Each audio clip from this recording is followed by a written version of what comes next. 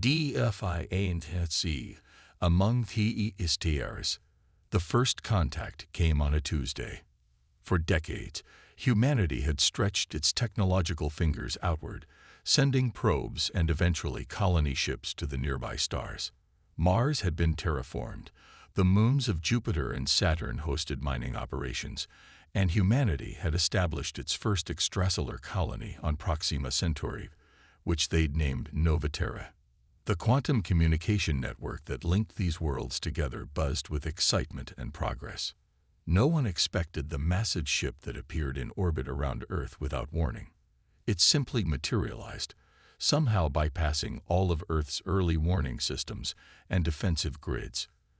The vessel was enormous, 17 kilometers long, shaped like a gleaming obsidian spear that caught the sunlight in ways that hurt the eyes when viewed directly. For 3 days, it did nothing but hang in orbit while governments panicked, militaries mobilized, and civilians looked skyward with dread. On the 4th day, they made contact. Admiral Elena Reyes stood in the United Earth government's crisis chamber, surrounded by holographic displays of the alien vessel.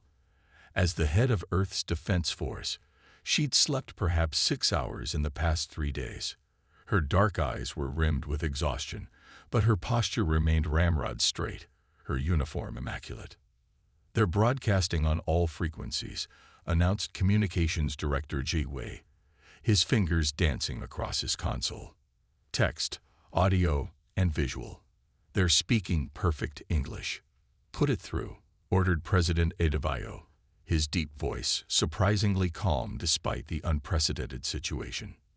The main display flickered, and an alien face appeared. The being had smooth, pale blue skin that seemed to shimmer with an inner luminescence. Its eyes were large, multifaceted like an insect's, and completely black. It had no visible nose, and its mouth was a thin horizontal line. Delicate, fin-like structures extended from where ears would be on a human. "Greetings, people of Earth," it said, its voice melodious and precisely modulated. "I am Emissary Talvek of the Galactic Concordium. Your species has been monitored since you developed radio technology, and your recent expansion beyond your home system has triggered formal contact protocols." President Adebayo stepped forward. "On behalf of humanity, I welcome you. We are eager to establish peaceful relations with other intelligent species." The alien's expression didn't change. Perhaps it cooled, but something in its posture suggested amusement. "Peace is available, of course. The Concordium maintains order across 17,000 star systems. Your species will be granted the privilege of integration into our civilization. The terms are standard." A data packet flashed across the secondary screens, and analysts immediately began pouring through it. Admiral Reyes watched as their faces fell one by one. "These terms," President Adebayo said carefully, "appear to be quite demanding." "They are equitable," Talvek replied smoothly. "All species contribute to the stability and prosperity of the Concordium. Your contribution will be 30% of all planetary resources annually, along with conscription quotas for your more physically capable individuals to serve in the Concordium Defense Forces. In exchange, you will receive technological access appropriate to your civilization's development level and protection from external threats." Admiral Reyes couldn't contain herself. "That's not diplomacy. It's extortion." The alien's head tilted slightly. "Terminology is irrelevant. These terms are non-negotiable. You have 14 of your Earth days to prepare your initial tribute and conscription lists. Refusal will result in immediate pacification procedures." The transmission cut abruptly. For several moments, the crisis chamber was silent. Then it erupted into shouting. President Adebayo raised his hands. "Enough. Director Wei, ensure this recording and the terms are distributed to all Earth governments and colonies. Admiral Reyes, what are our defensive capabilities against this technology level?" She grimaced. "Based on initial scans, negligible. Their hull materials alone are beyond our understanding. If they have weapons to match, we couldn't stop them." We can't simply surrender 30% of Earth's resources and send our people to serve as alien conscripts, said Vice President Kaminsky, her face pale. That would collapse our economy within months and our ecosystem within years. I'm not suggesting surrender, President Adebayo said firmly. But we need options beyond direct military confrontation. Data packet. Now she cleared her throat. I believe I found something interesting in their technological specifications. The Concordium relies on a form of quantum entanglement for their faster-than-light communications and possibly their propulsion systems. There's a very specific resonance frequency they use. And that helps us how?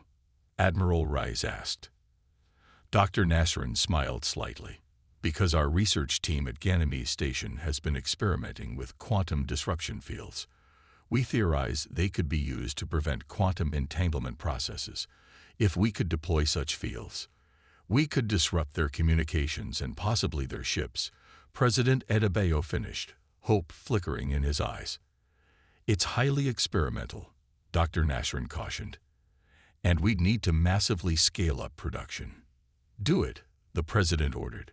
Director Wei, I want a response prepared for the Concordium. Something diplomatic that buys us time. Admiral Reyes, coordinate with Dr. Nasrin on how to deploy these disruption fields.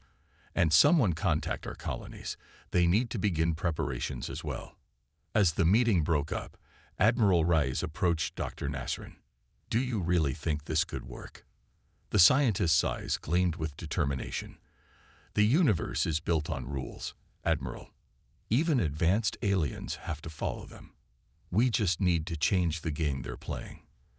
For the next 2 weeks, Earth became a hive of frantic activity. The Ganymede research team worked around the clock, turning theoretical science into practical weapons. Manufacturing facilities across the solar system were retooled to produce quantum disruption devices. Military personnel trained for scenarios they could barely comprehend. Meanwhile, Director Wei crafted increasingly elaborate diplomatic messages, requesting clarifications on tribute requirements and conscription procedures, all designed to buy precious time without overtly rejecting the Concordium's demands. On the 13th day, Admiral Rice stood in the observation deck of the EDF flagship Resolute, watching as Earth grew smaller behind them. A fleet of 500 ships, everything humanity could muster, spread out around them, each carrying quantum disruption devices. The Concordium vessel is sending a transmission, reported her communications officer. The alien face appeared on screen, its features now clearly displaying impatience. Your time expires tomorrow. Yet we detect no preparation for tribute collection. Explain this delay. Admiral Reyes kept her face neutral. Emissary Talvek, we're still organizing the resources as requested. Our system is complex, and coordination takes time. Inefficiency is not tolerated. I detect your fleet movement. Explain its purpose. Merely a ceremonial escort for your tribute. Reyes lied smoothly. Our customs require proper ceremony for significant transactions. The alien's multifaceted eyes seemed to assess her. Your deception is noted. The Concordium has encountered resistance before. It ends predictably. The transmission cut off. They're powering weapons systems, her tactical officer reported, voice tight with tension. Reyes took a deep breath. All ships, implement Operation Disruption. May whatever gods exist help us now. Across the fleet, quantum disruption devices hummed to life, filling space with invisible fields designed to sever the quantum connections that the Concordium's technology relied upon. For several agonizing seconds, nothing seemed to happen. Then the massive alien vessel flickered, like a video with dropped frames. Parts of it seemed to shift in and out of reality. It's working. Someone shouted. The Concordium ship fired, but its energy weapons spiraled wildly off course, the beams distorting in the disruption field. Then, with a visual effect like shattered glass, portions of the massive vessel simply disappeared, reappearing hundreds of kilometers away, fragmented and broken. What's happening? Reyes demanded. Dr. Nasrin's voice came through comms. Their quantum propulsion is failing catastrophically. They rely on partial phase shifting to maintain their mass in real space. Without it, the Concordium vessel continued to break apart, sections vanishing and reappearing, some melding with vacuum in physically impossible ways.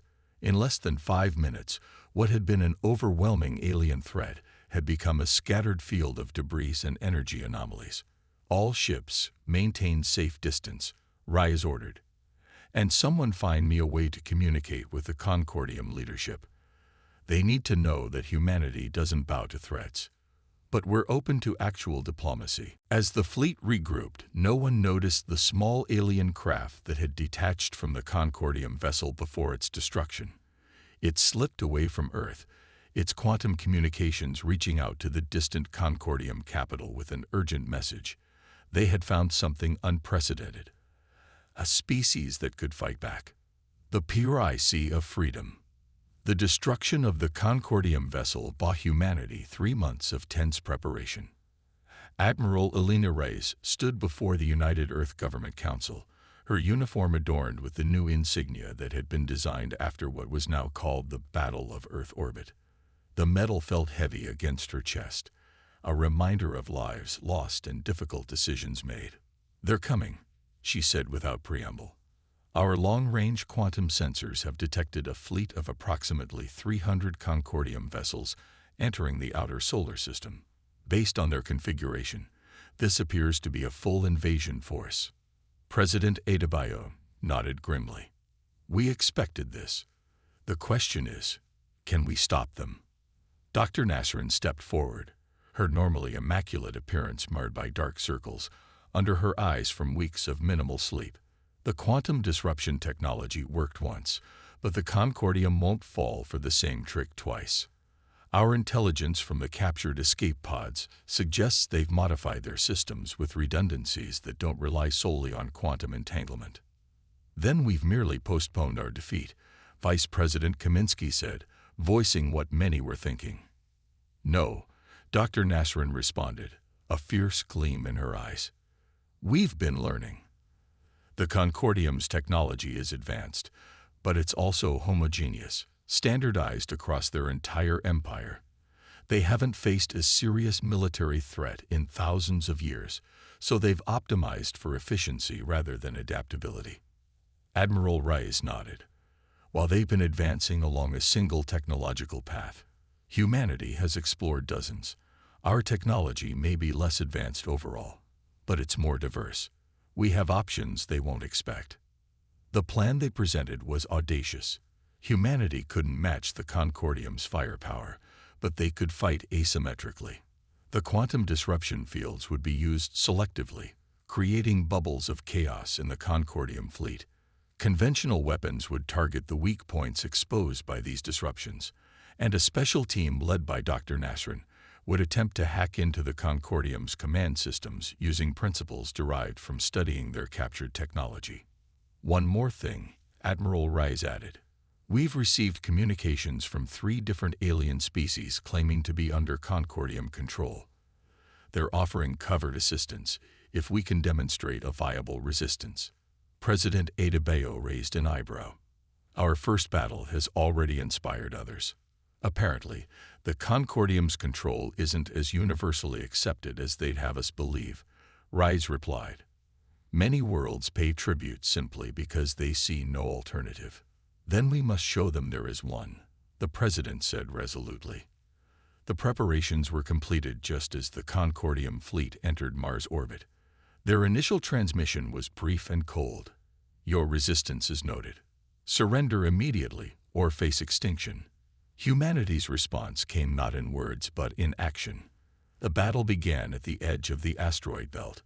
Human ships, smaller and more maneuverable than their Concordium counterparts, darted between the massive alien vessels. Strategic deployment of quantum disruption fields created zones where Concordium technology faltered and failed. Human missiles, primitive by Concordium standards, but entirely functional in normal space, found their marks in these moments of vulnerability. Aboard the Resolute, Admiral Reyes coordinated the defense with grim determination. "Group 7, pull back from Sector 6. Group 3, move in to create disruption field at coordinates 227 Mark 48. The battle was chaotic, with advantages shifting moment by moment. The Concordium's superior firepower obliterated dozens of human ships, but their rigid tactics failed to adapt to the unpredictable human assault. "Admiral," her communications officer called, "we're receiving a transmission from the Nova Terra colony. They've activated their planetary defense system." On the displays, Reyes watched as massive railguns on the colony world fired, launching projectiles at near-relativistic speeds toward the Concordium fleet. The kinetic impacts shattered alien hulls that energy weapons had barely scratched. "They weren't supposed to engage," Reyes exclaimed. "They'll draw fire they can't withstand." But the gambit worked. Confusion spread through the Concordium forces as they diverted ships to deal with this unexpected threat. In that moment of distraction, Dr. Nasrin's team struck. Using principles derived from Concordium quantum communications, they'd broadcast a signal that penetrated the alien command networks. It wasn't a conventional computer hack. It was more fundamental, exploiting the quantum nature of their communications to introduce uncertainty into their command structure. Across the battlefield, Concordium ships began to lose coordination. Some fired on their own allies, others retreated without orders, and several simply powered down entirely. "It's working," Dr. Nasrin exulted, her fingers flying across her console as she refined the disruptive signal. "Their command structure relies on absolute certainty in communications. We're introducing quantum doubt into their system." For 3 days, the battle raged across the solar system. Earth took heavy damage, orbital stations destroyed, cities struck by weapons that penetrated the planetary defenses, millions of lives lost. But the Concordium losses were catastrophic. Their rigid hierarchy couldn't adapt to the failure of their communications, and their ships couldn't coordinate without it. On the 4th day, the largest remaining Concordium vessel transmitted a request for parley. In the Earth government's crisis chamber, now bearing the scars of nearby impacts, Admiral Reyes and President Adebayo faced a new Concordium representative, this one clearly higher-ranking, with elaborate metallic implants adorning its blue skin. "I am High Commander Zelvaran," the alien stated. "Your resistance has been unanticipated. The Concordium offers revised terms." "We're not interested in becoming tributaries," President Adebayo replied firmly. "But we are interested in genuine diplomatic relations between equals." The alien's multifaceted eyes narrowed. "Equality is determined by capability. Your species has demonstrated unexpected capability. The Concordium proposes a non-aggression pact and limited technology exchange." Admiral Reyes leaned forward. "And what of the other species under your control?